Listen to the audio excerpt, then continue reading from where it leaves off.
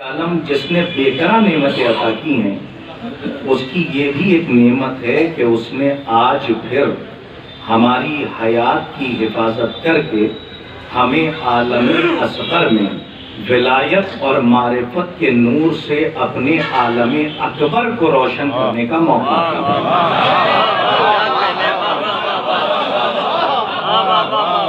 ظاہر ہے کہ ایک مرحومہ کے اصالِ ثواب کی مجلس ہے اور موضوع کا انتخاب بھی ہم نے وہ کیا کہ مسلمان کو تو مسلمان جس موضوع سے شیطان کو بھی اختلاف نہ ہے۔ اہل زبان فصیح اللسان بلغ الکلام ہمارے عرفی بھائی، حالانکہ نظریں کچھ ایسے جوہری ہوتے ہیں جن پر ٹکی رہتی ہیں، ورنہ عالم تکوین و بساط ارضی اور رباط سماوی پر نگاہ ڈالیں تو ہر شے اسی واجب الوجود کی تخلیق کردہ، ہر شے اسی کے ارتباط سے مرتبط ہے، اسی کے انصباط سے منصبت ہے، اسی کے انبساط سے منبسط ہے، اسی کے اختلاف سے مختلف ہے، عرش و کرسی میں اسی کے فضل کا رنگ ہے، صراط و میزان پر اسی کے عدل کا ڈھنگ ہے، برق و رات میں اسی کا جلوہ و آہنگ ہے، طبقات فلکی پر اسی کا پر تو ہے، طرائق سماوی میں اسی کی رو ہے، شمس و قمر میں اسی کی ضو ہے، ستاروں کے چراغاں میں اسی سے لو ہے۔ آسمانوں پر نظر کریں تو اسی واجب الوجود کا جلال نظر آئے، اور گل قدئے ارضی کو دیکھیں تو اسی کا جمال نظر آئے۔ المختصر خلوت میں وہی، جلوت میں وہی، رسم میں وہی، بزم میں وہی، حال میں وہی، قال میں وہی، بدر میں وہی، ہلال میں وہی، جلال میں وہی، جمال میں وہی، ماہ میں وہی، سال میں وہی، سنگ و در میں وہی، دشت و در میں وہی، ثمر میں وہی، شجر میں وہی، اثر میں وہی، خبر میں وہی، سفر میں وہی، حضر میں وہی، ادھر بھی وہی اور ادھر بھی وہی۔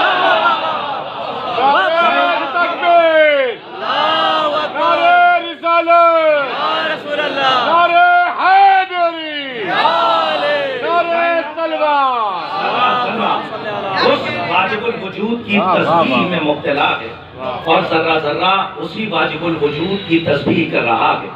اور درود و سلام، اب دیکھیے آپ جیسی منصفانہ فکر کی عدالت نہ ہوتی تو میں چادر تطہیر کے سائے میں ساکنانِ بزم معرفت کے لیے یہ روحانی اور نورانی تبرک روانہ نہ کرتا۔ یہ تو تھے توحید کے تعارف میں دو تین شکستہ الفاظ۔ اب آئیے ان کی طرف چلیں کہ جو محرم اسرار توحید ہیں۔ اور میں یہ بات آپ کی خدمت سے بڑی ذمہ داری سے کہہ سکتا ہوں، چونکہ مجلس میں آنے کا اور بیٹھنے کا سب سے بڑا مقصد یہ ہے کہ ہمیں یہاں سے روح کی غذا رزق معرفت مل جائے۔ اس لیے کہ اگر رزق معرفت نہیں، آپ دیکھتے ہیں کہ ہمارے پاس گاڑیاں ہیں، بینک بیلنس ہے، اور یہ بھی صاحبان نظر کے لیے ایک جملہ کہنا چاہ رہا ہوں، حسن سماعت حسن نظر رکھنے والی شخصیات بیٹھی ہوئی ہیں، تو میرا جملہ زائل سماعت نہیں ہوگا، اسے قبول فرمائیے گا کہ آج سب کچھ ہمارے پاس ہے، بینک ہے، بینک بیلنس ہے، ہمارے پاس گاڑیاں ہیں، ہمارے پاس بنگلے ہیں، ہمارے پاس پراپرٹیز ہیں، ہمارے بچے صحت یاب ہیں، لیکن ہمارے پاس صرف ایک شے ہے، اور وہ شے ہے سکون، جو ہمیں میسر نہیں آ رہا ہے۔ تو کہیں نہ کہیں ہمارے پاس کوئی کمی ہے کہ جس کمی کو ہم پورا نہیں کر پا رہے ہیں۔ تو یاد رکھیے گا، سکون وہاں ہوتا ہے کہ جہاں روح کا رزق مل رہا ہوتا ہے۔ جہاں روح کا رزق نہیں ملتا وہاں پر سکون نہیں ہوتا۔ اس کا مطلب یہ ہے کہ اگر نظریں انسانی قبیلوں پر جائیں تو وہاں انسانیت کا فقدان نظر آئے، تو یہ سمجھ لینا چاہیے کہ انسان جسم کے رزق کی تلاش میں زندگی خراب کر رہا ہے، لیکن وہ جو روح کی غذا ہے اس کا متلاشی نہیں ہے۔ تو اس کا مطلب یہ ہے کہ کہیں نہ کہیں سے ہمیں روح کی غذا کی ضرورت ہے۔ اور آپ تو ہمارے عنوان تک پہنچی گئے ہوں گے کہ آج کا عنوان ہی توحید ہے اور محرم اسرار توحید ہے۔ تو میں نے ایک جملہ کہا کہ اب آئیے چلے محرم اسرار توحید کے خیمے میں کہ درود و سلام، جملہ اپنی خطابت سے بڑا کہنے جا رہا ہوں کیونکہ بڑی شخصیتیں یہاں پر تشریف فرما گئے اور شورا تشریف فرمائے، جملے کی قدر کریں گے، قدردان بیٹھے ہیں کہ درود و سلام ان ذوات مقدسہ کے لیے کہ جن کے وجود کی گواہی سے آج تک حیات لا الہ الا اللہ کا سفر چل رہا ہے۔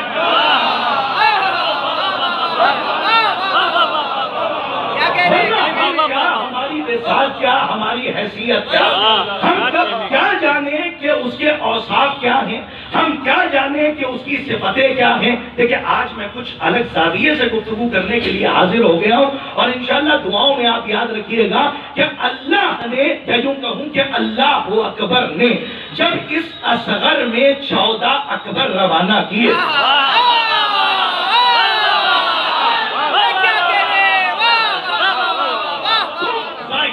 کہ وہ شہر کے حیات سے زیادہ قریب تھا، تو وہ مجبور نہیں ہے، وہ فاعل مختار ہے۔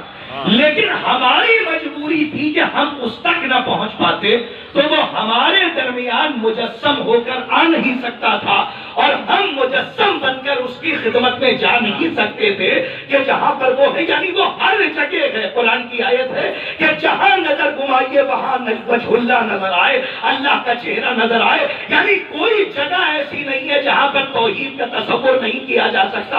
وہ ہر جگہ موجود ہے، وہ یہاں پر بھی موجود ہے، وہ شہر کے حیات سے زیادہ قریب ہے۔ تو ضرورت ہوئی کہ بشریت اور توحید کے درمیان رشتے کو برقرار رکھنے کے لیے کچھ ایسے سفیر بھیجے جائیں کہ جو کمال دکھاتے جائیں اور پہچانا ہو جائے۔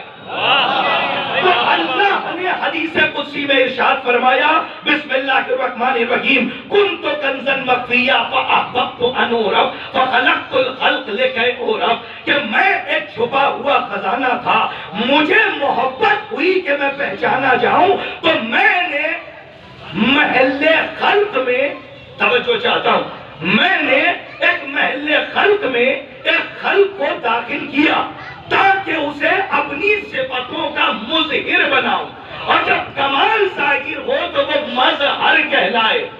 اس کا مطلب یہ ہے کہ اللہ نے شہادہ معصومین علیہ السلام کو ہمارے درمیان، جملہ کہہ رہا ہوں، اس لیے نہیں بھیجا تھا کہ خود کو دیکھو اور علی کو پہچانو، علی کو اس لیے بھیجا تھا کہ علی کو دیکھتے جاؤ اور خدا کو پہچانتے جاؤ۔ اب جہاں سے تمہید ملاحظہ فرمائیے، یعنی ٹھوکر علی ماریں گے، پہچانا وہ جائے گا، منبر پہ بیٹھ کر ولایت کا مظاہرہ حسن کریں گے، پہچانا وہ جائے گا۔ میں جملہ کہنے جا رہا ہوں اس لیے کہ ماشاءاللہ مفکرین بیٹھے، یہ تو ظاہری چیز ہے کہ امام حسین نے کربلا کے دشت میں سر بریدہ سے قرآن پڑھا، لیکن اگر آپ کی دنیائے خطابت میں کوئی نیا مضمون پیش کر کے چلا جاؤں اور معرفت توحید کے حوالے سے ہو تو دعا دیجیے گا کہ یہ جو 14 آئے تھے یہ رزق معرفت توحید کے قاسم تھے، معرفت توحید کے تقسیم کرنے والے سفیر تھے۔ تو کربلا کے میدان میں شاید کوئی نئی بات کہہ کر چلا جائے، یہ طالب علم کو تعینات تلاش، اس کو حافظے میں محفوظ رکھیے گا کہ قرآن کی تلاوت تو کے نیزہ سے امام حسین نے کی، لیکن یہ منظر ظاہر ہے۔ اب ذرا اس کا پس منظر دیکھیے، ایک ظاہر ہوتا ہے ایک باطن ہوتا ہے۔ تو ظواہر یہ ہے کہ امام حسین نے سر بریدہ سے جو پہنچائے ان کو ہمارا سلام ہے، ورنہ تیزی سے آگے بڑھیے گا، امام حسین نے نو کے نیزہ سے قرآن پڑھا، لیکن امام حسین کربلا کے دشت میں روز عاشور سن 61 ہجری میں آبروئے کوثر نو کے سینہ پر ابتر ذاتوں کے درمیان جب قرآن پڑھ رہا تھا تو رزق معرفت توحید بانٹ رہا تھا۔ صرف یہ نہ دیکھو کہ حسین نے قرآن پڑھا، بلکہ یہ بھی دیکھو کہ حسین اس سر سے بھی قرآن پڑھ سکتے تھے کہ جو سر دوش پہ تھا، جس کا رشتہ جسم سے بھی تھا، جس کا رشتہ روح سے بھی تھا، لیکن حسین نے اس سر سے قرآن نہیں پڑھا بلکہ اس سر سے تلاوت کی کہ جس کا رشتہ جسم سے بھی ٹوٹا، جس کا رشتہ روح سے بھی ٹوٹا۔ امام حسین نے سر بریدہ سے قرآن پڑھ کے رزق معرفت توحید بانٹا اور کہا کہ یاد رکھنا کہ وہ ہمارا خالق ہے اور ہم اس کی خاص مخلوق ہیں۔ جب ہم زندہ رہنے کے لیے نہ جسم کے محتاج ہیں نہ روح کے محتاج ہیں، تو وہ قیامت تک اور قیامت کے بعد تک باقی رہنے کے لیے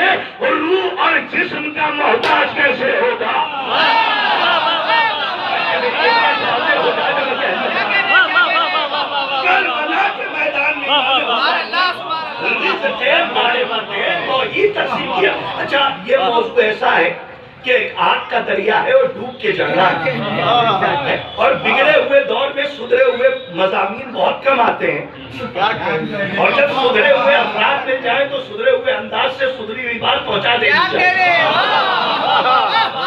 میں نے کیا کہا کہ ایسا مضمون ہے کہ مسلمان کو مسلمان جسے شیطان کو بھی اختلاف نہ ہو, اور وہ مضمون ہے توحید. لیکن یہاں سے اب دو نظریے رکھتا ہوں تاکہ ایک مضمون کو تشکیل دے کے ایک آسمان آپ کی فکر کی زمین پہ رکھ کے آپ کے فکر کے رہبار کو مہمیز کر کے نجف تک پہنچاؤں اور اپنے تیر کو اپنے ہدف تک پہنچاؤں. دو نظریے ہیں, یاد رکھیے گا. میں توحید پڑھ رہا ہوں, اور توحید جو کتابوں کا مطالعہ کرنے والے ہمارے عالم دین تشریف فرمائے, برادر جلیل تشریف فرمائے, توحید ایک ایسا موضوع ہے کہ جس پر بولنے کے لیے 100 مرتبہ نہیں بلکہ 1000 مرتبہ سوچنا پڑے تب 2-3 جملے توحید کے لیے بولے جاتے ہیں. لیکن کوشش یہ ہے کہ میں توحید کے حوالے سے 2 نظریے پیش کروں. پہلا نظریہ کہ ایک ہے ابلیسی توحید, اور ایک ہے علوی توحید. ابلیسی توحید اور ہے اور علوی توحید اور ہے. تو آپ پہنچ گئے ہوں گے کہ ابلیسی توحید میں وسیلہ نہیں ہے, اور علوی توحید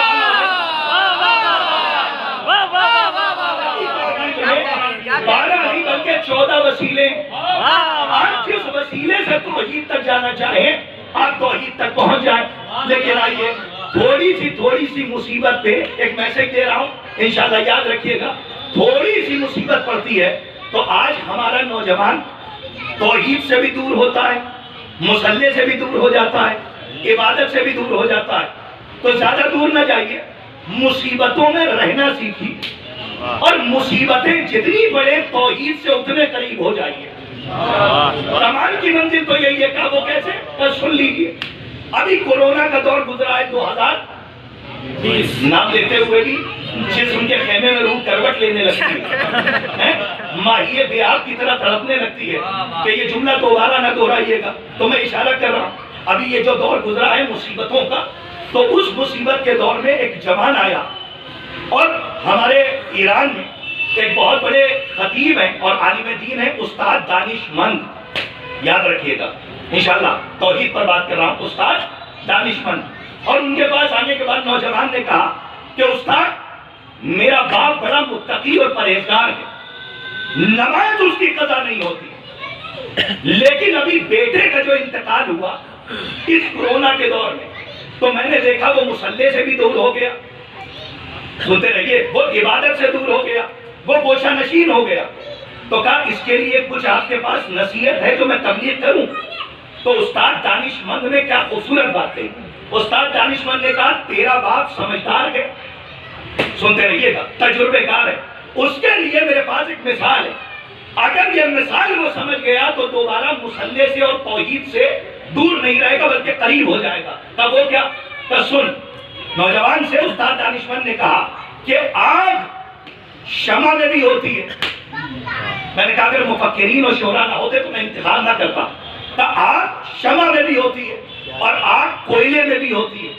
کہا تب استاد دانش مند نے سوال کیا کہ یہ بتا کہ شمع کی آگ ہلکی سی ہوا سے بجھ کیوں جاتی ہے, اور کوئلے کی آگ جتنی ہوا تیز ہوتی ہے شرارے بڑھتے جاتی ہیں.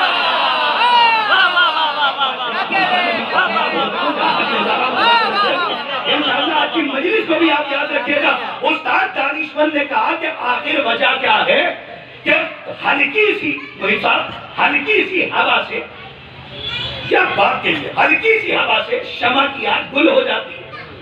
اسے شعراء نظم بھی کر سکتے ہیں, پوری اجازت. اور کوئلے کی آگ جتنی تیز ہوا ہوتی ہے شرارے بھڑکتے چلے جاتے ہیں. کہیں وجہ تو نہیں پتا, کیا جملہ کہا, کیا تجھے پتا نہیں ایسا کیوں ہوتا ہے, اور سمجھنا آپ کی ذمہ داری میں پڑھ کے گزر رہا ہوں. استاد دانش مند نے کہا ایسا اس لیے ہوتا ہے کیونکہ شمع کی آگ اس کے سر میں ہوتی ہے اور کوئلے کی آگ اس کے سینے میں ہوتی ہے.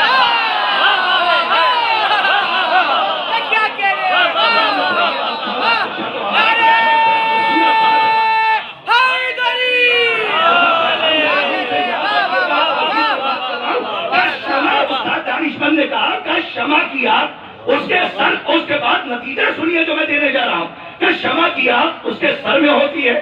اپنی طبیعت کے خلاف آج گفتگو کر رہا ہوں اور اسے قبول فرمائیے گا, اور توحید پر بات کر رہا ہوں, توجہ فرمائیے کہ شمع کی آگ اس کے سر میں ہوتی ہے اور کوئلے کی آگ اس کے سینے میں ہوتی ہے. جا کر اپنے باپ سے بتا دینا کہ خدا جن کے سر میں ہوتا ہے,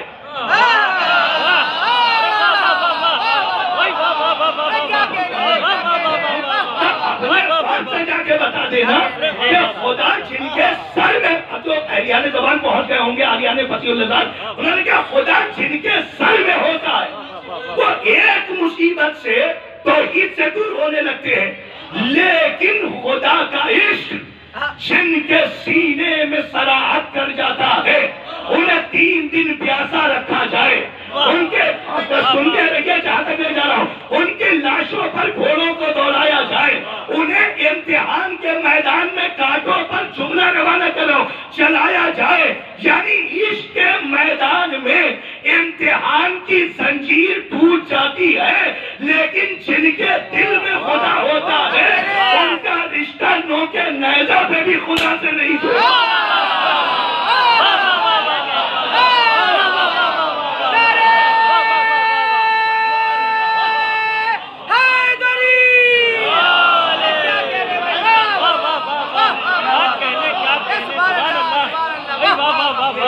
یہ جو ٹپڑیاں ہوتی ہے نا, یہ جو تنقید ہوتی ہے نا, یہ جو اشکال ہوتا ہے نا, جو سب سے بڑے توحید کے علمبردار بنتے ہیں اور ہمیشہ شریعت کی عینک لگا کے ہی دیکھنا چاہتے ہیں, تو میں ان کی شرارتوں سے نظر انداز ہوتے ہوئے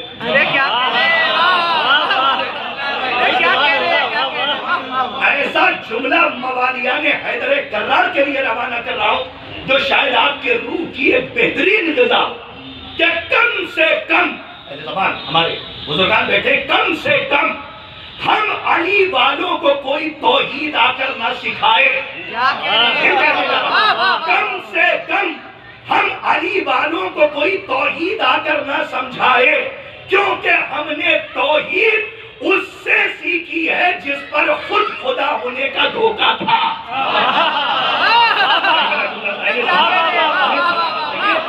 جن پر جہاں تک کیوں نہ لگا اس کی وجہ تھی جس پر خود خدا ہونے کا دھوکہ تھا.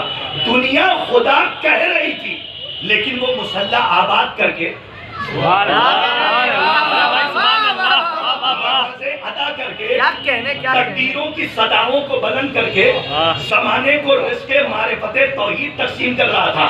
مجلس سے جائیے گا تو شکرانے کی 2 رکعت نماز پڑھیے گا کہ اللہ نے ایسے امام آپ کو عطا کیے کہ جنہوں نے توحید کی وضاحت کر کے آپ کو شرک کے دلدل سے بچا لیا.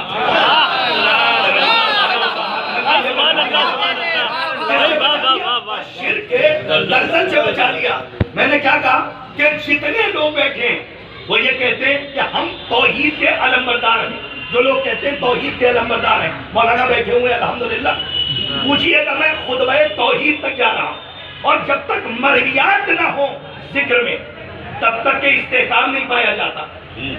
یہ جتنے افراد بیٹھے ہیں میں بار بار کیوں کہہ رہا ہوں کہ جب تک عقیدہ توحید صحیح نہیں ہوگا نہ ولایت سمجھ پاؤ گے نہ امامت سمجھ پاؤ گے, کیونکہ تمہارا بنیادی عقیدہ ہے عقیدہ توحید.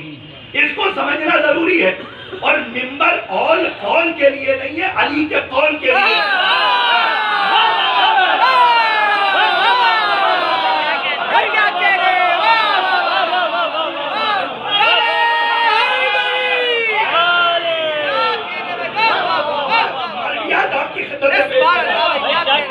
آپ کی فکروں کو ایک نقطے پر جمع کرنا ہے, اور ایک سوال سن لیجئے, کیونکہ ماشاءاللہ شیخ کہنے والے اور فکر کرنے والے ہمیں دیکھیے صاحب, ادھر بھی جد محترم ادھر بھی جد محترم, اور زبان کی جہاں تک بات کی جائے تو آج کل زبان ہے زبان نہیں, اور کہیں پر زبان ہے تو پھر زبان نہیں ہے. اب اس ماحول میں جہاں اردو وینٹیلیٹر پہ ہو, آخری سانسیں لے رہی ہو, وہاں تو بغاوتن ہی بولی جائے تو بہتر ہے. لیکن آپ کے درمیان آنے کے بعد ایسا لگا اپنے وطن کے بعد کیونکہ میں وطن کا ہوں تو اس لیے میرا وطن جدی ہے مولانا. تو کم سے کم یہ لگا کہ ابھی بھی اردو زندہ ہے اور آنے کے بعد یہ احساس ہوتا ہے کہ اردو ابھی حیات ہے, آخری سانسوں میں نہیں ہے کہ آپ سورہ یاسین لے کر بیٹھ جائیے. حالانکہ یہ اس وقت کے لیے نہیں ہے, زندگی میں پڑھنے کے لیے, لیکن موت کے وقت ہی یاد آتی ہے سورہ یاسین پڑھ لیں.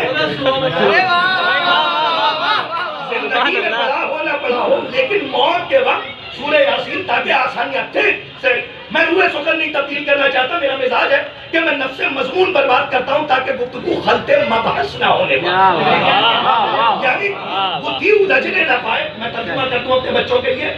توحید, توحید بنیادی عقیدہ توحید. میں نے کیا کہا, ایک ابلیسی توحید ہے اور ایک علوی. اتنا بڑا مجمع بیٹھا ہے, میرے ایک سوال کا جواب دے کوئی نوجوان. اللہ خالق ہے یا نہیں ہے؟ دیکھیں بڑا عجیب سوال ہے نا. اچھا ایک سوال ہے ہمارا, اللہ خالق ہے تو کیوں ہے؟ یہ تو سوال عجیب ہے صاحب, یہ تو اس میں فائل ہے نا, خالق خلق کرنے والا. اچھا میں ایک سوال اپنے لیے کر دوں, میں خطیب ہوں تو کیوں ہوں؟ سلامت رہیے آپ. یہ شاعر ہیں تو کیوں ہیں؟ اب اس لیے شاعر ہیں کیونکہ ان کی شاعری آپ نے سنی ہے. نہیں پہنچے آپ. صفت کو کبھی اشارہ حسی سے نہیں پہچانا جاتا.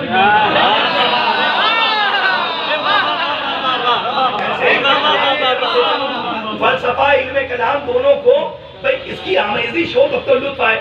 صفت کو کبھی اشارہ حسی سے نہیں پہچانا جاتا. اشارہ حسی کا کیا مطلب, یہ مائک ہے, یہ شال ہے, یہ خطیب بیٹھا ہے, لیکن آپ یہ نہیں کہہ سکتے کہ یہ خطابت ہے.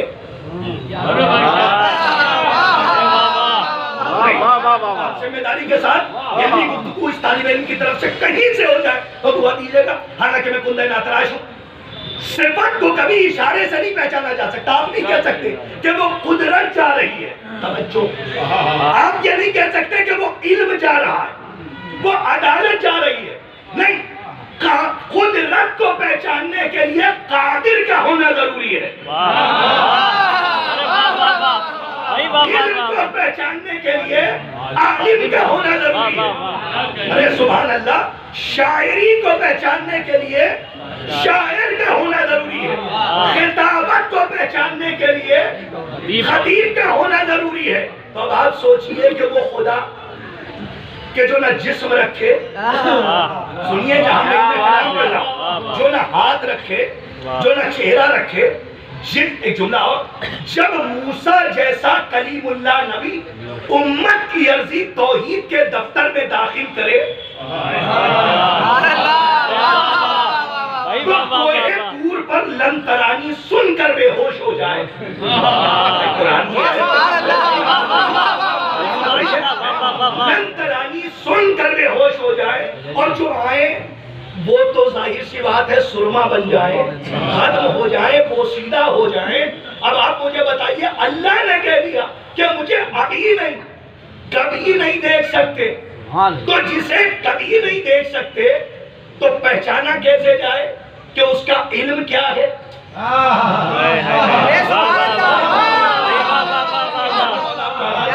بڑی ذمہ داری سے یہ بات کہہ رہا ہوں, اور ذمہ داری کے ساتھ, کیونکہ کیسٹ نہیں پڑھنے کا عادی ہوں, کتاب پڑھنے کا عادی ہوں. اور سن لیجئے ذمہ داری کے ساتھ ایک بات, کہ ناراض ہوتا ہے یا نہیں ہوتا, توحید پہ مان کے رہا ہوتا ہے نا, خوش ہوتا ہے یا نہیں ہوتا, ہوتا ہے. جا کے پوچھئے کسی بڑے عالم سے اس طالب علم پر اعتبار نہ, کہ خوش ہونا کیفیت ہے, ناراض ہونا کیفیت ہے, اور جس میں کیفیت پائی جائے وہ کچھ تو ہو سکتا ہے, خدا نہیں ہو سکتا. اس کو ریکارڈ کرنے پہنچائیے, ریکارڈ کیجئے. میں ذمہ داری سے کہہ رہا ہوں کہ جس میں کیفیتیں پائی جائیں وہ کچھ تو ہو سکتا ہے. جملہ کہنے کا جی جا رہا, لیکن وہ خدا نہیں ہو سکتا, کیونکہ جس میں کیفیت آ جائے وہ خدا نہیں ہے. کیونکہ آپ اشارہ کر کے کہہ سکتے ہیں اس میں کیفیت ہے, تو وہ ہمارے درمیان مجسم ہو کے آ نہیں سکتا تھا. اور یہ بھی سن لیجیے، نہ وہ بذات خود خوش ہوتا ہے نہ بذات خود ناراض ہوتا ہے، بلکہ اس نے کچھ شخصیتوں کو بھیجا کہ جن کو اپنی صفتوں کا مظہر بنایا اور ان کے غضب کو اپنا غضب کہا۔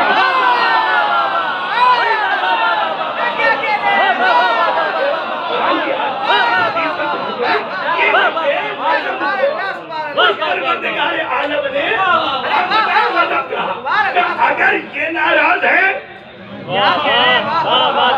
تو سمجھ لینا کہ میں ناراض ہوں۔ تو اب پتہ کیسے چلے کہ ناراض کب ہے خوش کب ہے؟ کل مولود یولد علی فطرت اسلام، ہر بچہ پیدا ہوتا ہے فطرت اسلام پر، اس کو آپریٹ کرنے والے آپریٹ کر کے اپنے جیسا بنا لیتے ہیں۔ یہ حدیث ہے یا نہیں ہے؟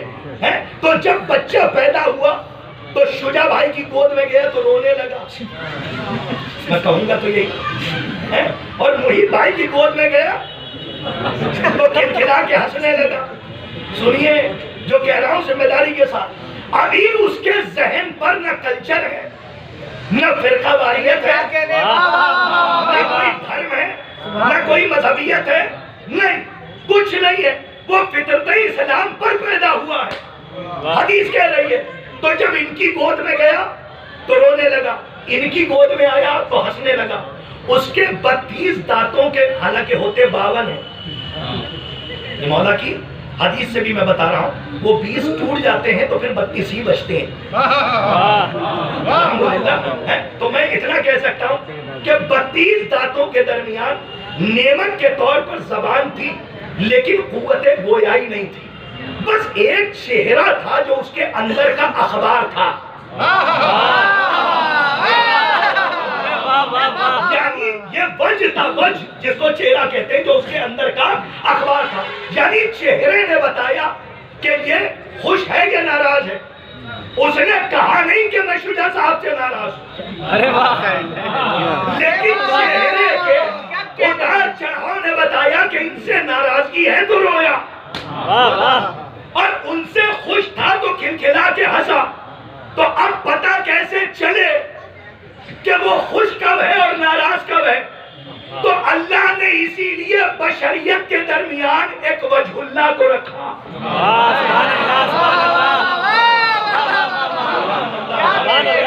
بشریت کے درمیان ایک وجہ اللہ کو رکھا، اور کیا کہا کہ اگر علی خوش تو اللہ خوش، اگر علی ناراض تو اللہ ناراض۔ اور میں کیا کروں، معصوم کی حدیث ہے کہ ہم کائنات پر حجت ہیں، ہماری دادی زہرا ہم پر حجت ہے۔ میں جملہ روانہ کر رہا ہوں، ہمیں نہیں پتا کہ جو لوگ آخری وقت سلام کرنے آئے تھے بی بی نے ان کے سلام کا جواب کیوں نہیں دیا، لیکن اتنا پتا ہے کہ فاطمہ چہرہ پھیر لے تو اللہ چہرہ پھیر لے۔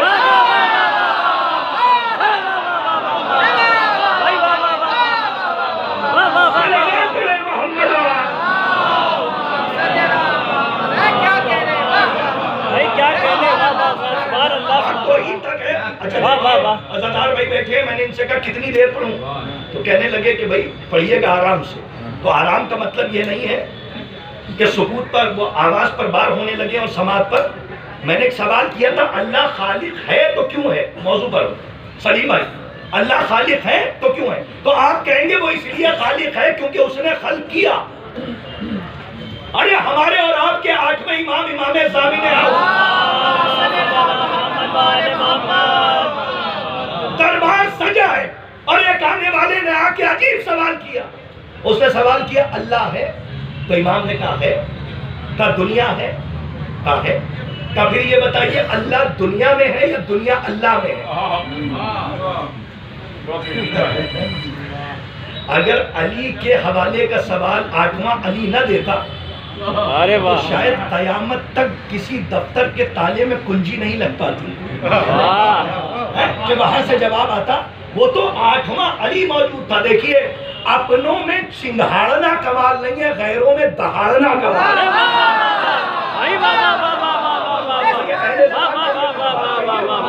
آگے یہاں پر بیٹھے ہوئے 8ویں امام ہے، میں نے کہا تھا اگر امام نہ ہوتے تو ہم شرک کے دلدل میں دھنس کے رہ جاتے.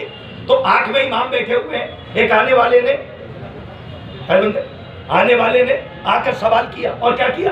کہا اللہ ہے کا ہے، کہا دنیا ہے کا ہے، کہا اللہ دنیا میں ہے یا دنیا اللہ میں ہے؟ تو امام نے فوراً جواب نہیں دیا، پہلے اس سے گفتگو کی تاکہ پتہ تو چلے کہ بات لسان اللہ سے کر رہا. سبحان اللہ. امام نے فرمایا سن، اگر دنیا اللہ میں آ جائے تو حلول ہو جائے. اسی لیے ہمارے بزرگ کہتے ہیں کہ بچے چوراہے پہ نہ ٹہلے بلکہ کم سے کم پنجوں کی دینیات پڑھ لے تاکہ خطیب جب حلول کرے تو یہ چیزیں حل ہو جائیں، ہمیں فکر کا بار بار لفظوں کا حل نہ چلانا پڑے، یہ باتیں حل ہو جائیں. امام نے فرمایا کہ سن، اگر دنیا اللہ میں آ جائے، یاد رکھیے گا توحید پر بات کر رہا ہوں، اگر اللہ دنیا میں آ جائے تو حلول ہو جائے. جب حلول ہو جائے گا تو وہ محل حوادث ہوگا، جب محل حوادث ہوگا تو ممکن کی صفت سے متصف ہوگا، جب ممکن کی صفت سے متصف ہوگا تو پھر ممکن رہے گا، واجب نہ رہے گا. امام نے کہا سن، اگر اللہ دنیا میں آ جائے تو دنیا ہے محدود،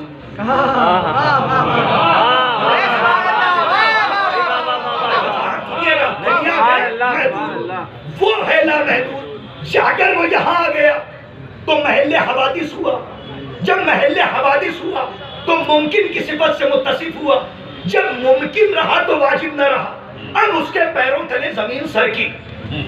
اس نے کہا پھر آپ ہی بتائیے، وہ بھی ہے یہ بھی ہے، نہ یہ اس میں ہے نہ وہ اس میں ہے، تو دونوں ہیں کیسے؟ تو امام نے کہا دربار سجا ہے، اب نہ پہنچا پایا تو شاید کبھی نہ پہنچا پاؤ. امام نے کہا دربار سجا ہے، قد آدم آئینہ منگوا. اچھا مطالعہ کرنے والوں کے لیے ایک جملہ کہہ دوں، مثل اور ہے مثل اور ہے. سبحان اللہ سبحان اللہ. اس کی مثل کوئی نہیں لیکن مثل وہ ہیں جو اس کی صفتوں کے مظہر ہیں، کیونکہ مثل اور مثل میں فرق ہے. آپ کا سناٹا اتنا اچھا لگ رہا ہے کہ گھر کے گفتگو ہو کر سن رہے ہیں. اب آپ کی اس سکوت کے دریا پر میں لفظوں کا عصا مار کر 14 راستے دانت کے نکالنا چاہتا ہوں.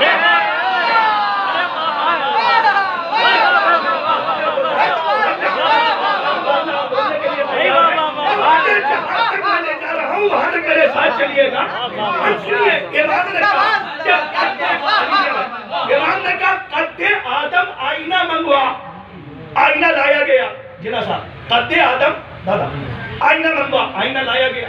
امام نے کہا آئینے کے سامنے کھڑا ہو جا. سبحان اللہ. آئینے کے سامنے کھڑا ہو جا. اب وہ جب آئینے کے سامنے کھڑا ہوا تو امام نے بھرے دربار میں پوچھا تھا، کیا کہنے اور تمام مذہب کے علماء وہاں پر موجود تھے. امام نے کہا یہ بتا آئینے کا وجود ہے؟ کہا ہے. کہا تیرا وجود ہے؟ کہا ہے. اب آپ جیسی سماعتوں کے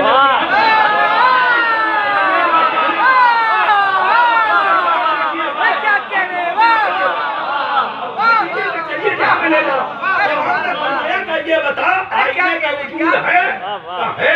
تو سنیے جہاں تک لے جا رہا ہوں. کہا آئینے کا وجود ہے؟ کہا ہے. کہا تیرا وجود ہے؟ کہاں ہے.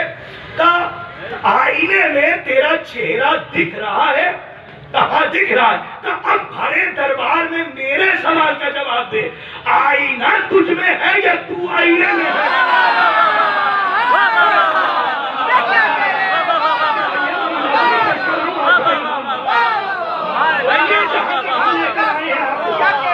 ابھی جواب مکمل نہیں ہوا. ابھی جواب سنیے جو امام نے دیا اور توحید کی وضاحت کر کے ہمیں شرک کے دلدل سے بچایا. اچھا شرف صاحب ہمیشہ میں ایک بات، اذان ہو رہی ہے کیا؟ اچھا آپ کے موبائل میں؟ اچھا اچھا اچھا تو تھوڑی دیر کیا ابھی تو ہمارے اچھا ٹھیک ہے سلوات پڑھے میں پوچھنا محمد والے محمد. نہیں ہم پوچھ اس لیے رہے کیونکہ کیمرہ سامنے تاکہ ریکارڈ ہو جائے کہ پوچھا تھا. سلوات پڑھیے محمد. محمد والے محمد. حضرات ایک سلوات بلند آواز سے پڑھیے. محمد والے محمد. اچھا کوئی اثر تو نہیں پڑا ہے نا. ایک سلوات اور پڑھ دیے تاکہ ہمارے محمد والے محمد. گفتگو کو ذہن میں رکھیں. امام نے کیا فرمایا کہ یہ بتا آئینہ تجھ میں ہے یا تو آئینے میں ہے؟ سلامت رہیے. کیا وضاحت میرے مولا نے کی کروڑوں نسلیں قربان. اس نے کہا نہ میں آئینے میں ہوں نہ آئینہ مجھ میں ہے. تو امام نے کہا جب نہ تو آئینے میں ہے نہ آئینہ تجھ میں ہے اور تیرا بھی وجود ہے بیک وقت ایک ہی جگہ اور آئینے کا بھی ہے تو پھر یہ بتا کہ یہ ارتباط کیسا ہے؟ سلامت رہیے. کیا فرمایا امام نے کہا یہ کنیکٹیویٹی کیسی ہے؟ تو آئینے کے وجود سے جڑا کیسے ہے جبکہ نہ آئینہ تجھ میں ہے نہ تو آئینے میں ہے پھر بھی تیرا وجود آئینے سے جڑا. میں نے کہا ہر جگہ وضاحت کی ضرورت نہیں ہوتی. ایک جملہ پڑھوں گا اس سے وضاحت ہو جائے تو بہتر ہے. امام نے جب یہ سوال کیا تو اس نے جواب دیا نہ میں آئینے میں ہوں نہ آئینہ مجھ میں ہے بلکہ بیچ میں میری آنکھوں کا نور ہے جو آئینے کے وجود کو میرے وجود سے جوڑے ہوئے ہیں.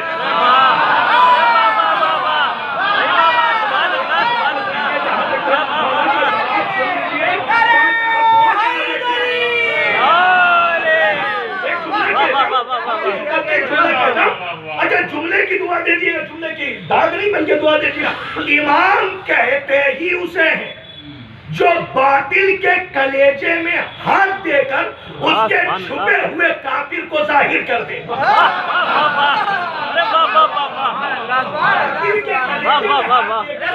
ہوئے کافر کو ظاہر کر دے. امام اسی کو کہتے ہیں. امام نے فرمایا نہ تو آئینے میں نہ آئینہ تجھ میں تو یہ وجود تیرا وجود آئینے کے وجود سے جڑا کیسے؟ تو اس نے کہا بس بیچ میں میری آنکھوں کا نور ہے جو آئینے کے وجود کو میرے وجود سے جوڑے ہوئے. اور امام نے کہا مل گیا تیرے سوال کا جواب.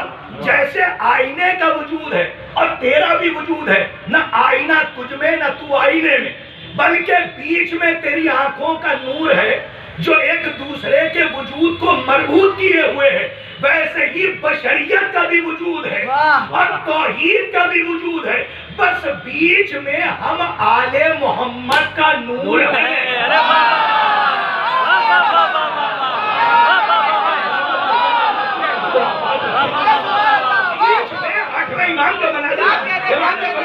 بیچ میں ہم آج جملہ کہہ چاہتا ہوں اور میں دعا چاہتا ہوں بزرگوں سے بیچ میں ہم آل محمد کا نور ہے جو بشریت کو توحید کے وجود سے مربوط کیے ہوئے ہے. اسے مکتب کی زبان میں کہتے ہیں وسیلہ. اسے مکتب کی زبان میں کیا کہتے ہیں؟ وسیلہ. اچھا دیکھیے اب چونکہ اجازت ملی ہے تو اس کا یہ مطلب نہیں ہے کہ میں بہت آگے چلا جاؤں چونکہ دیر سے ہی بیٹھا تھا ممبر پہ. آخری بات پڑھے بغیر ہم آگے نہیں بڑھیں گے اور یہ بات ہم نے وہی چھوڑی ہے کہ بغیر ولایت و امامت کے آپ توحید کو نہیں سمجھ سکتے اور جب تک توحید نہیں سمجھیں گے نہ ولایت سمجھ پائیں گے نہ امامت سمجھ پائیں گے. دونوں باتیں. اور بار بار کہتا ہوں کہ اپنی ولایت کو خالص رکھنا مضاف نہ کرنا.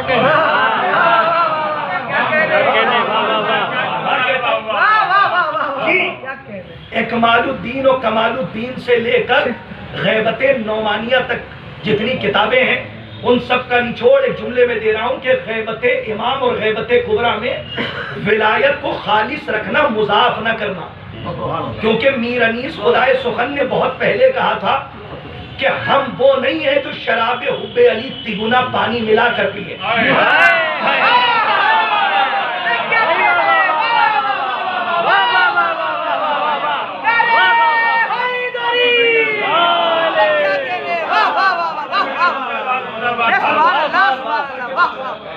بچوں تک جو ہے بات پہنچ جائے ولایت کو خالص رکھنا. اچھا شجاع بھائی میں نے ایک بات کہی اور وہ بات یہ تھی کہ اللہ خالق ہے یا نہیں ہے, تو سب نے کہا ہے.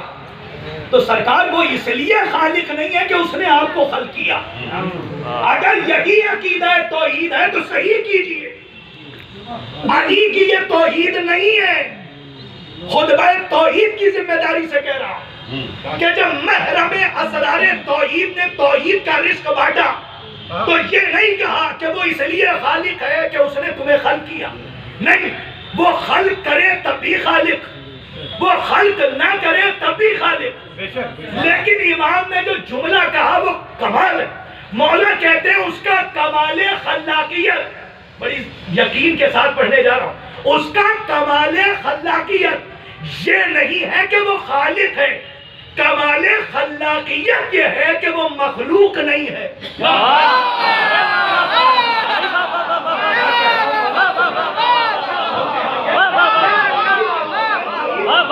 امام فرماتے ہیں کہ اس کا کمال خلاقیت یہ نہیں ہے کہ وہ خالق ہے. دیکھیے اگر امام کے اقوال سے توحید سمجھی جائے تو بڑی بڑی گتھیاں سلجھ جائیں. یہ جو زبردستی کی بحثیں چھڑ جاتی ہیں برائے بحث, یہ کج نظری, کج عرفانی اور کج علمی کے طور پہ ہوتی ہے. ہوتے دونوں صحیح ہیں, لیکن مسئلہ کیا ہوتا ہے, ہم وہاں تک پہنچتے نہیں. امام نے فرمایا کہ وہ خالق اس لیے نہیں ہے کہ تمہیں خلق کر رہا ہے, اس کا کمال خلاقیت یہ ہے کہ وہ مخلوق نہیں, کمال رزاقیت یہ ہے کہ مرزوق نہیں. یعنی وہ تمہیں دے رہا ہے, یہ کمال نہیں ہے. کمال یہ ہے کہ تمہیں دے رہا ہے لیکن کسی سے لے کر نہیں دے رہا.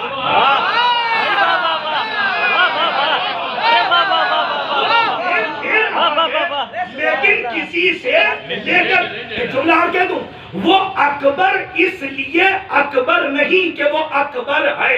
ارے واہ, سبحان اللہ. وہ نہ جانے کتنے اکبر ہیں.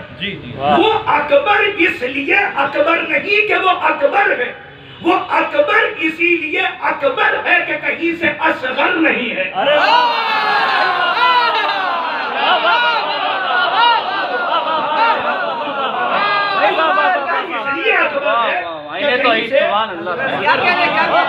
سلامت رہیے, وہ کہیں سے اصغر نہیں ہے. اسی لیے میرے مولا نے فرمایا تھا, گھبرائیے گا نہیں, مولا نے فرمایا تھا من عرف نفسہ, من عرف نفسہ. وہاں تو اشارہ کیا تھا, یہاں مکمل 10 منٹ سب مصائب و فضائل ملا کے خاتمے. کہ من عرف نفسہ فقد عرف ربہ, جس نے اپنے نفس کو پہچانا اس نے اپنے رب کو پا لیا. میں نے ترجمہ والا بات کیا, اس نے اپنے رب کو پا لیا. اس کا کیا مطلب ہے؟ جب امام نے یہ حدیث ارشاد فرمائی, اب نسخ دوبارہ ہوگا تو ایک آیا آنے کے بعد کہتا مولا اس حدیث کی وضاحت فرمائیں. تو امام نے فرمایا کہ وجود کی حقیقت ہوتا ہے نفس, اور اللہ نے نفس کو ایک لباس عطا کیا جسے کہتے ہیں جسم. اسی لیے جب کوئی پوچھتا ہے یہ کیا ہے تو آپ کہتے ہیں میرا ہاتھ, یہ کیا ہے میرا چہرہ, یہ کیا ہے کہ میرا سینہ, کہ یہ کیا ہے کہ میرا پیر. تو جب یہ سب کچھ آپ کا ہے جنا بھائی تو آپ کہاں ہیں؟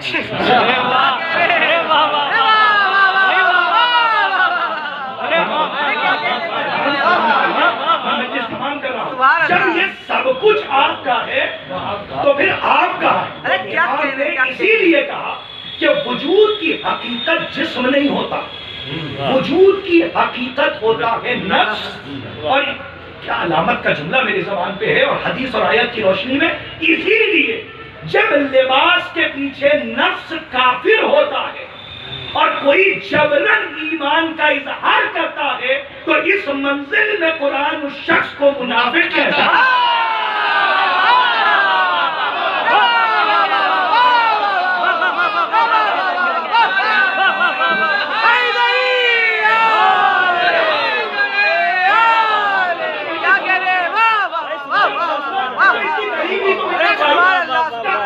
نفس کافر ہوتا ہے اور کوئی جبرن اجبار اختصاری طور پہ کہے بخن بخن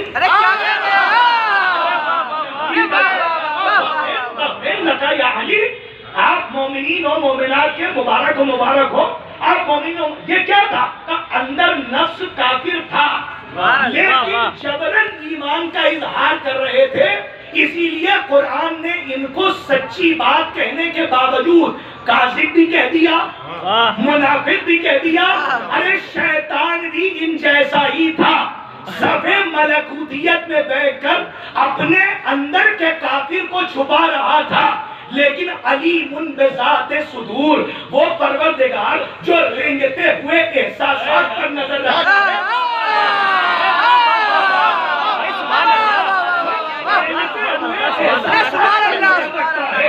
پروردگار نے کہا کب تک چھپائے گا؟ اللہ نے یہ کہہ کر آدم کا پیکر تیار کیا اور فرمایا فَإِذَا سَوَّيْتُهُ وَنَفَخْتُ فِيهِ مِنْ رُوحِي فَقَعُوا لَهُ سَاجِدِينَ. جب میں اس میں اپنی روح میں سے پھونکوں تو تم سب بلا فصل سجدے میں چلے جانا. سب نے سجدہ کیا لیکن جو چھپا تھا وہ ظاہر ہو گیا. نہیں پہنچے، تصدیق کر رہا تھا، کافر چھپا تھا. اللہ کا سجدہ کر رہا تھا لیکن کافر چھپا تھا.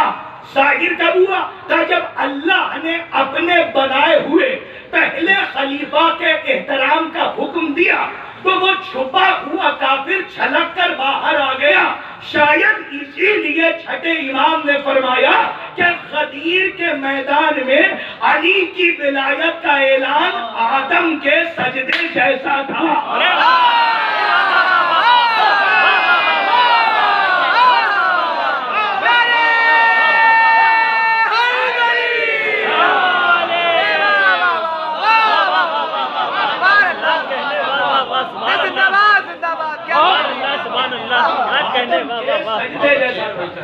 اب کسی کا دین منبر پہ نہ دیکھیے گا. ارے کیا کہہ رہے ہیں؟ اب کسی کا تقوی محراب میں نہ دیکھیے گا. ہاں، اب کسی کا زہد آپ مصلی پہ نہ دیکھیے گا. لاکھ بڑے بڑے سجدے کے نشان ہوں لیکن اس کے سامنے بس ذکر علی کر کے دیکھیے گا. خود اللہ نے دیا ہے پیمانہ. ارے جناب جابر سے جملہ موجود ہے کہ جناب جابر ابن عبداللہ الانصاری وہ فرماتے ہیں کہ جب رسول کے زمانے میں بھی مومن اور منافق ایک صف میں کھڑے ہو جاتے تھے اور خبر نہیں ہوتی تھی اس میں منافق کون ہے مومن کون ہے، تو جابر کہتے ہم ذکر علی کر کے پہچان کرتے تھے.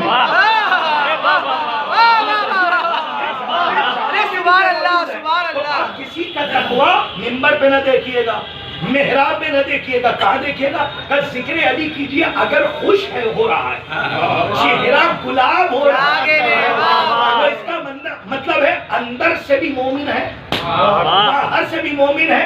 لیکن کیا مولا کی حدیث ہے من عرف نفسہ فقد عرف ربہ. ارے اسی لیے تو میرے مولا نے نہج البلاغہ میں فرمایا جس کی میں نے تلاوت کی کہ اول الدین معرفتہ، کہ دین کا پہلا زینہ ہی معرفت ہے. اب سمجھے آپ کہ جس کے سینے میں دولت عرفان نہیں پائی جاتی، اگر وہ حرمین کے درمیان سجدہ کر کر کے اپنی گردن توڑ لے اور رکوع کر کر کے اس کی کمر الف سے نون ہو جائے،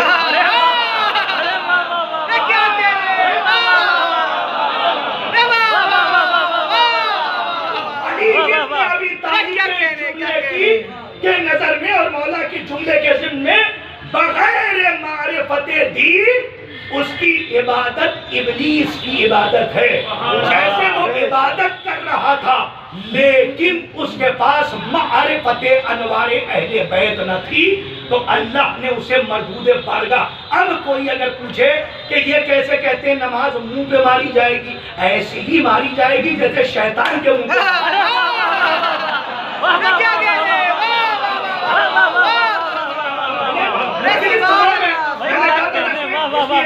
مجلس تمام کرنی ہے. امام نے کیا فرمایا تھا من عرف نفسہ فقد عرف ربہ. ارے خدا کا شکر ادا کیجئے کہ اللہ نے بغیر مانگے 3 نعمتیں بڑی عظیم دی عقل کے علاوہ. وہ تو نعمت عظمیٰ ہے جسم کے لیے کیونکہ اسی کو ہادی بنایا. اب اس کے لیے وقت ہوتا تو میں بات کرتا نفس کو ہادی کیوں نہیں بنایا, عقل کو کیوں بنایا. تو امام نے جواب دیا کہ عقل کو ہادی اس لیے نہیں بنایا کیونکہ عقل کبھی گناہ کے بارے میں نہیں سوچتی.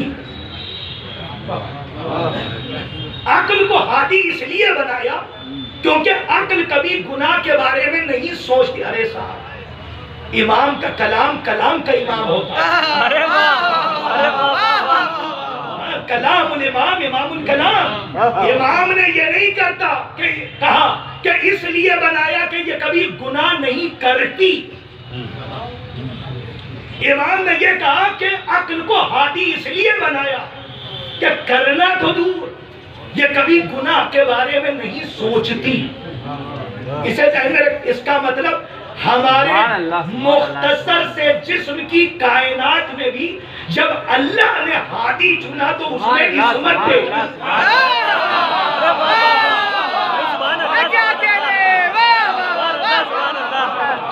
اس کے موجود تبدیل ہو جائے اس نے عصمت دیکھی. بلکہ نا بھائی مجلس تمام ہے, میں کروٹیں بالکل جی چاہتا ہے کہ یہاں سے نہ لوں بلکہ مصائب کے خیمے میں آ جاؤں, لیکن بات کو مکمل کیے بغیر نہیں. 2 منٹ مجلس تمام ہے.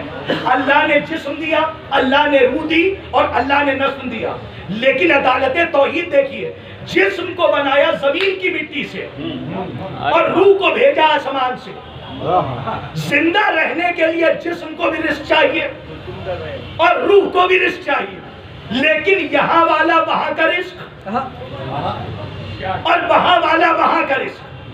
اللہ نے عدالت یہ رکھی کیونکہ جسم کو بنایا تھا زمین کی مٹی سے, تو اللہ نے اس کے رزق کا انتظام بھی زمین کے سینے سے کیا. ارے واہ واہ واہ, کیا کہنے, سبحان اللہ سبحان اللہ سبحان اللہ, واہ واہ واہ واہ, کیا کہنے, واہ واہ واہ واہ. اللہ نے روح کو بھیجا آسمان سے تو اللہ نے اس کے رزق کا انتظام آسمان سے کیا. اولیاء بھیجے, انبیاء بھیجے, قرآن بھیجا, تو اس کا مطلب روح کا رزق وہاں سے آیا اور جسم کا رزق زمین کے سینے سے, لیکن وہاں والا یہاں نہیں رہتا. واہ سبحان اللہ, یہاں والا وہاں نہیں رہتا. تو اللہ نے 2 متضاد اور اپوزٹس کو ایک نفس کے ذریعے جوڑ دیا. کیا کہنے, ارے واہ واہ واہ, کیا کہنا, واہ واہ واہ واہ. اللہ نے 2 متضاد کو, اس پہ اگر میرا مجلس ہو گیا تو شاید مجھے شہر انیس شہر دبیر تک افسوس اور شہر آزاد تک رکن وطن تک ایک جملہ کہہ رہا ہوں کہ اللہ نے ایک نفس کے ذریعے 2 متضاد کو جوڑ دیا. یہی وجہ ہے, اور سنیے یہ جملہ جو میں کہہ رہا ہوں یہ شہید مطہری صاحب کی تحریر سے لے کر سید مرتضیٰ کی تحریر تک کا حوالہ دے کے یہ جملہ روانہ کر رہا ہوں کہ نفس کی حقیقت ایک ہوتی ہے, نفس نہیں بدلتا, کیفیتیں بدلتی ہیں. کبھی امارہ ہوتا ہے, کبھی لوامہ ہوتا ہے, کبھی مضطرب ہوتا ہے, کبھی مطمئنہ ہوتا ہے. تو اللہ نے 2 اپوزٹس کو ایک نفس کے ذریعے جوڑ دیا. کاش کہ میں وضاحت کر لے جاؤں. یہی وجہ ہے کہ قرآن کہتا ہے کلو نفس ذائقۃ الموت, ہر نفس کو موت کا ذائقہ چکھنا ہے.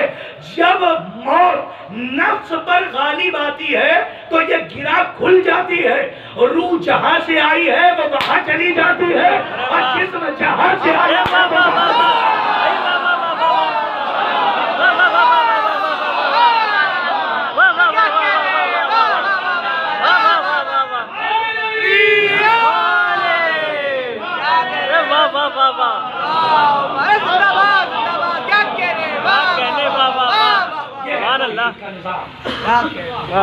اللہ نے کیا کیا نعمتیں نہیں ہمیں عطا کی, اگر ہم شکر نہ کریں تو یہ کفران نعمت ہے. اللہ نے کہا قد تبین الرشد من الغی. اللہ اکبر, ہم نے ہدایت کا راستہ دکھا دیا. ہم نے 2 راستے تمہیں دے دیے, ایک حق کی طرف جاتا ہے, ایک باطل کی طرف جاتا ہے. اور قرآن میں ہی اللہ نے فرمایا انا ہدیناہ السبیل اما شاکرا و اما کفورا. ہم نے ہدایت کی سبیل کر دی ہے, اب تم شکر کر کے شاکرین میں سے ہو جاؤ یا کفران نعمت کر کے ناشکرے بندے بن جاؤ. کیا کیا نہیں عطا کیا، لیکن اسی پروردگار نے اس زمین پر ہمیں اس سے جوڑنے کے لیے جن ذوات مقدسہ کو بھیجا انہوں نے کم مصیبتیں نہیں اٹھائیں۔ کربلا کے میدان میں اور سنیے سن 61 ہجری کا یزید تو بعد میں، اس یزید کی جو جڑ ہے وہ مدینے میں۔ یہ معمولی بات نہیں تھی، من النوم کے دلدل سے حی علی خیر العمل کو زندہ بچانا فاطمہ کا کلیجہ تھا، سبحان اللہ سبحان اللہ۔ ورنہ حالات ایسے ہو چکے تھے کہ مدینے میں خود مولا کا فطرہ ہے، یہی زندگی بھر رونے کے لیے کافی ایک مومن کے لیے اگر تصور کر لے کہ میرا مولا آ کے کہتا ہے اے بنت رسول آج وقت تو وہ آ گیا کہ علی سلام کرتا ہے تو کوئی علی کے سلام کا جواب نہیں دیتا۔ سوچئے کہ کتنا بدل دیا گیا تھا باد رسول اس مدینے کو، جہاں در توحید موجود تھا اور در توحید کو جلایا گیا اور آگ اور لکڑیاں لوگ لے کر جمع ہو گئے۔ ایک جملہ اور میرے مولا کے لیے رونے کے لیے کافی ہے۔ لوگ کہتے ہیں کہ 25 برس تک علی خاموش کیوں رہے، محرم اسرار توحید تھے، علی کچھ بولتے، لیکن میرے مولا نے ایک جملہ ہے تاریخ میں، میرا مولا کہتا ہے کہ وقت وہ تھا کہ اگر علی بولے تو لوگ کہتے ہیں کہ علی خلافت کا حریص ہے، اور اگر خاموش رہے تو لوگ کہتے ہیں کہ ابو طالب کا بیٹا موت سے ڈر گیا۔ اس منزل پہ میرا مولا تھا اور وہاں سے میرے مولا نے دین اسلام کو بچایا۔ خدا کی قسم 18 برس میں شہزادی نے مصائب کے وہ پہاڑ اٹھائے کہ میری شہزادی کو کہنا پڑا صبت علیہ مصائب لو انہا صبت علیہ سرنا لہا، کہ اے بابا آپ کے جانے کے بعد فاطمہ پر وہ مصیبت پڑی ہے کہ اگر دن کے اجالے پہ پڑتی تو مثل شب تاریخ تبدیل ہو جاتے۔ عزیزان گرامی، شہید مصائب کی گھڑی تھی جو کربلا تک پہنچی ہے۔ آج مجھے ایک روایت پڑھنی ہے کہ جو صاحب انوار خمسہ نے اپنی کتاب میں تحریر فرمائی ہے، اور شاید گھر جائیے تو روتے ہوئے جائیے گا، جب کربلا ہو گئی اور حسین کے پہلو میں فاطمہ کا دل دھڑک رہا تھا۔ عزیزان گرامی، جب شہید ہو گئے سب کربلا میں، اور جناب سید سجاد ایک جملہ کہہ رہا ہوں کہ آج تماہی کی مجلس ہے، یہاں پر بیٹے بیٹھے ہوئے ہیں، اپنی والدہ کا کوئی تو ایسا جملہ ہوگا، اپنے والدہ کی کوئی تو ایسی صفت ہوگی کہ جسے یاد کر کے کوئی نہ کوئی بیٹا تنہائی میں ضرور روتا ہوگا۔ یہاں پر ان کے والی اور وارث بھی بیٹھے ہوئے ہیں، لیکن ایک جملہ کہنا چاہتا ہوں کہ آج 3 مہینے بعد جب بیٹوں کے سامنے ماں کا نام لیا گیا تو غم تازہ ہو گیا۔ آپ کے گھر سے ایک جنازہ نکلا تو ابھی تک خیفیت غم کی تازہ ہے۔ ذرا سوچئے کہ عصر عاشور سید سجاد کا کیا عالم ہوا ہوگا جب ایک خیمے سے 72 جنازے نکلے ہوں گے۔ ارباب عزا، آپ کی آوازیں بلند ہیں، ہمارے عرفا فرماتے ہیں کہ جب مصائب ہوا کریں تو دہاڑے مار کے رویا کیجئے، چیخیں مار کے رویا کیجئے، بلند آواز سے رویا کیجئے، اس لیے کہ کسی عارف نے تحریر کیا ہے جب کوئی عزادار مصائب پر سر جھکا کر روتا ہے، آوازوں کو دبا کر روتا ہے، تو ہمارا اور آپ کا مولا اس عزادار کے پہلو میں آ کر بیٹھ جاتا ہے اور مولا رو رو کے کہتے ہیں اے بھائی ذرا بلند آواز سے رو، اے بھائی ذرا بلند آواز سے رو، اس لیے کہ تو ان پر رو رہا ہے کہ جن کے جنازوں پر ان کے وارثوں کو رونے نہ دیا گیا۔ اجرکم علی الزہرا اجرکم عند اللہ، اور روایت سن لیجیے اور مجلس تمام ہے، آپ کا گریہ شہزادی قبول فرمائے۔ ایک مرحومہ کے اصالے ثواب کی مجلس ہے، مولا سید سجاد جب لوٹ کر روایت کہتی ہے مدینے گئے، اتنا روتے تھے مولا، اتنا روتے تھے کہ مرتبہ منہال نے آ کے سوال کیا کہ مولا آخر شہادت آپ کے گھر کی میراث ہے، مولا اتنا رونے کا سبب؟ تو مولا سید سجاد نے کہا منہال تم نے انصاف نہ کیا، شہادت ہمارے گھر کی میراث ہے، لیکن کیا یہ بھی میراث ہے کہ علی کی بیٹیاں شرابیوں کے دربار میں تیرے دا لائی جائیں اور ایک بے غیرت منادی کر رہا ہو کہ یہ علی کی بیٹی زینب ہے، یہ نبی کی نواسیہ ہے، اور وہاں ایک غیور امام اس آواز کو سن رہا ہو۔ ارباب عزا نے اتنا کہا، منہال نے پوچھا مولا سب سے زیادہ مصیبتیں کہاں پڑی؟ مولا سجاد کہتے الشام الشام، اتنا کہا تو مولا نے جملہ کہا، صاحب ہمارے خمسہ لکھتے اور سمجھ گئے تو رونگے گا بہت۔ مولا سجاد کہتے منہال کچھ کچھ مصیبتیں ایسی ہیں کربلا کے بعد، جب تک سجاد اس دنیا میں رہے گا ان مصیبتوں کو بھلا نہیں سکتا۔ کہ مولا وہ کون سی مصیبتیں ہیں؟ کہ وہ مصیبتیں ہم پر کوفے کے بازار میں ڈھائی گئی۔ کہ مولا وہ کیسے؟ کہ منہاج سن سکو گے؟ کہ پہلی مصیبت تو یہ، میں نے کہا جو سمجھ گیا وہ ضرور گھر جا کے گریہ کرے گا اور یہاں پہ بھی گریہ کرے گا۔ مولا کہتے ہیں کہ سنو منہاج، جب ہم پہلی مرتبہ کوفے میں اسیر کر کے لائے گئے تو منہاج پہلا ظلم یہ کیا کہ ہمیں ان علاقوں سے نہیں گزارا کہ جہاں پر مسلمان رہتے تھے، بلکہ ہمیں وہاں سے گزارا گیا جہاں پر عیسائی اور یہودی رہتے تھے۔ مولا سجاد کہتے منہاج سنو گے کیا ہوا؟ تو مولا بیان کرے۔ مولا سجاد کہتے منہاج جب ہمارا قافلہ ان بستیوں میں پہنچا تو ایک ملعون نے منادی کی، آواز لگائی اور کہا جسے علی کا بدلہ لینا ہو وہ علی کے گھر والوں سے لے لے، علی کی اولاد سے لے، علی کی بیٹیوں سے، علی کے بیٹوں سے بدلہ لے۔ جب یہ جملہ مولا سجاد راوی ہے کہتے ہیں جب یہ جملہ میرے کانوں میں آیا اور میری آواز آئی اور باب ازا سجاد کہتے منہاج پتہ نہیں میں نے کیسے برداشت کیا، وہ صبر تھا، میرا مولا جانے کہ کیسے مولا نے برداشت کیا۔ لیکن سجاد کہتے منہاج میں نے دیکھا کہ ایک گھر کا دروازہ کھلا اور وہاں سے ایک بڑھیا باہر نکلی اور نکلنے کے بعد اس سے سوال کیا کہ یہ تو بتا علی کا بیٹا کہاں ہے؟ میں نے دیکھا ملعون نے اشارہ کیا میرے بابا کا سر نو کے نیزہ پہ تھا۔ ارے منہاج قیامت ہو گئی جب اس بڑھیا کو پتا چلا وہ علی کے بیٹے کا سر ہے۔ میں نے دیکھا اس بڑھیا نے زمین سے پتھر اٹھایا، قیامت کی لفظیں لکھی ہے، زمین سے ایک پتھر اس نے اٹھایا اور اٹھا کر میرے بابا کی جانب پھینکا۔ میں نے سجاد کہتے منہاج وہ پتھر میرے بابا کی پیشانی پہ لگا کہ جس پیشانی کو نانا بوسا دیا کرتے تھے۔ اب دوسری روایت سنی اور مجلس سبا میں ایک جملہ سجاد نے کہا کہ جسے سن کر منہاج بے ہوش ہو گئے اور یہ آخری جملہ ہے تاریخ کا۔ مولا سجاد کہتے منہاج بس کرو اب تم برداشت نہیں کر سکتے۔ ہاتھوں کو چھوڑ کے منہاج نے کہا مولا آپ بیان کریں کہ وہ کون سی مصیبت ہے۔ اور یہی مصیبت جب سنی تو غش کھا کر منہاج گر پڑے۔ ایک مرتبہ سجاد نے کہا منہاج سن سکو گے جب کوفے کے بازار سے ہم گزارے گئے تو ہماری 4 سال کی بہن سکینہ جسے رسیوں میں قید کیا تھا، منہاج میں نے دیکھا کسی نے اپنے گھر کی چھت سے کھولتا ہوا پانی میری 4 سال کی بہن پر پھینک